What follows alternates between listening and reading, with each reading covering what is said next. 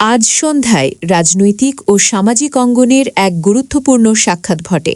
বিএনপির চেয়ারম্যান তারিক রহমান প্রধান উপদেষ্টা অধ্যাপক মোহাম্মদ ইউনূসের সঙ্গে সৌজন্য সাক্ষাৎ করেছেন। সূত্রে জানা গেছে, তারিক রহমান তার স্ত্রী জুবাইদা রহমান এবং কন্যা জাইমা রহমানকে নিয়ে সন্ধ্যা 7:30টার দিকে রাষ্ট্রীয় অতিথি ভবন যমুনায় উপস্থিত হন। অধ্যাপক মোহাম্মদ ইউনূস এবং তার কন্যা দিনা ইউনূসের সঙ্গে 1 ঘণ্টারও বেশি সময় তারা বসে কথা বলেছেন। এটি ছিল একটি প্রফুল্ল, বন্ধুত্বপূর্ণ এবং সম্মানসূচক সাক্ষাৎ। ফেসবুকে প্রধান উপদেষ্টার পেজেও এ খবর নিশ্চিত করা হয়েছে।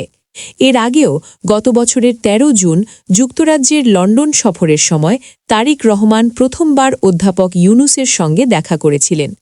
তখন বিএনপির ভারপ্রাপ্ত চেয়ারম্যান ছিলেন তিনি।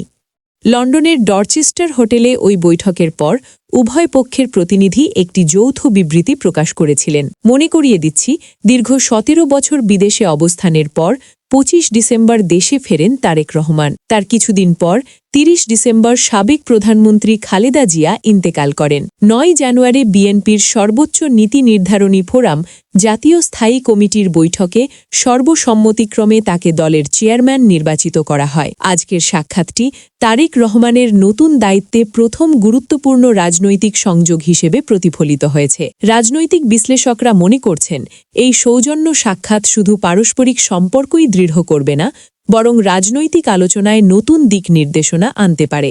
রাজনৈতিক অঙ্গনে এটি নিয়ে ইতিমধ্যেই নানা প্রতিক্রিয়া শুরু হয়েছে। অনেকেই মনে করছেন এটি হবে শান্তিপূর্ণ রাজনৈতিক পরিবেশে নতুন সংলাপের সূচনা। রাজনৈতিক ও সামাজিক দুই অঙ্গনের জন্যই বিশেষ গুরুত্ব বহন করছে।